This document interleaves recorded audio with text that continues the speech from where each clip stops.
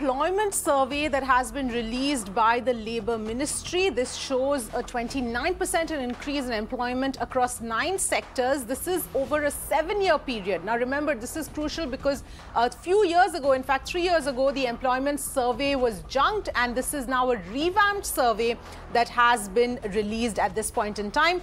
So the current employment is pegged at 3.08 crore across 9 non-agricultural sectors. Unfortunately, the share of women in the total workforce has come down to 29% versus 31% earlier. This is, remember, over a period of 7 years that we're talking about, because the economic census of 2013-14 was used as the base for this survey. And in fact, as far as the sectors are concerned, highest growth in employment was seen in the IT and BPO sector, which is about 152%. Employment in trade came down by 25%. Even sectors such as the restaurant sector has seen a fall in employment over the last 7 years. This is the report for April to June quarter. Those are some of the details here at this point in time. But let's get in a little more perspective. Professor Santosh Mehrotra joining me on the phone line at this point in time. Thank you so much, Professor Mehrotra, for joining us. How do you interpret this report? I mean, we know that employment data has always been a serious problem in India. This is now a revamped survey, but how much does it really tell us about the situation right now, given that it's comparing to what was the situation 7 years ago? I think it's worthless comparing to what the situation was 7 years ago. It's absolutely worthless. It's as good as worthless. So I don't even understand why an attempt is being made to whitewash what is an absolute crisis in terms of employment, because the economy was slowing all the way till March of 2020, before the pandemic. And there's been a contraction in the economy thereafter, and jobs have collapsed thereafter. So if you're going to compare with anything, you should be comparing to just before the pandemic. And there's evidence from across surveys which suggest that the jobs have been lost across the sectors. So there is absolutely no dearth of data.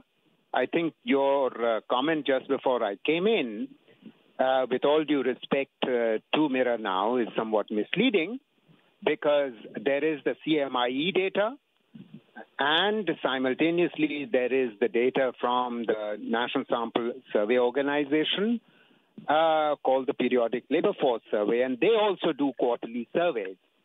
So, to my mind, it's not entirely clear why the Labour Bureau has even decided to resume these surveys, because there was a purpose being served by these surveys, quarterly surveys, till about 4 years ago, when there were no quarterly surveys being done by the National Sample Survey Organization.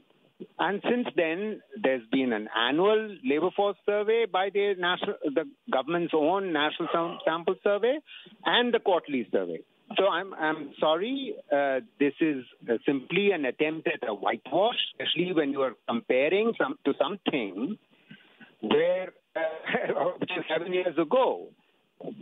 Yes, absolutely. In fact, that was going to be my next question, in terms of whether or not there's any relevance at all, with this survey, considering that, there was a lot of controversy when the survey was junked. And now, of course, they're calling it a revamped survey. How much, if at all, does it have any relevance? But you've also answered that it has absolutely no relevance in this date and time. Absolutely. In fact, honestly, as I would like to repeat, it's entirely unclear to me why the Labour Bureau is doing this, because another part of the government, you see, the Labour Bureau is part of the Ministry of Labour and is based out of Chandigarh. And it has about 200 employees spread out across the country. Now, we know that they are doing a survey on migration, which is fine, which the NSO is not doing. But the NSO, another part of government in the Ministry of Statistics, is already doing regular surveys across the whole country. And the last one was, for the annual one, was released just a few weeks ago, the 1921. In addition, just after that, in August, the surveys up to the end of December 2020 were released, and they will be more frequently released now because obviously the survey all the way until June of 2021 have been done, and they are speeding up the process. And they will be released, and they are going to be much more reliable.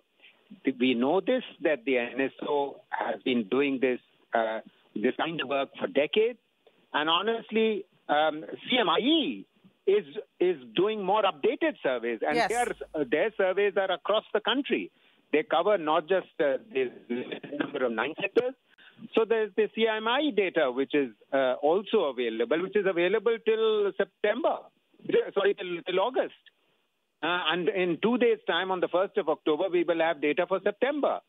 So honestly, the Labour Bureau is wasting government money and should stop doing so.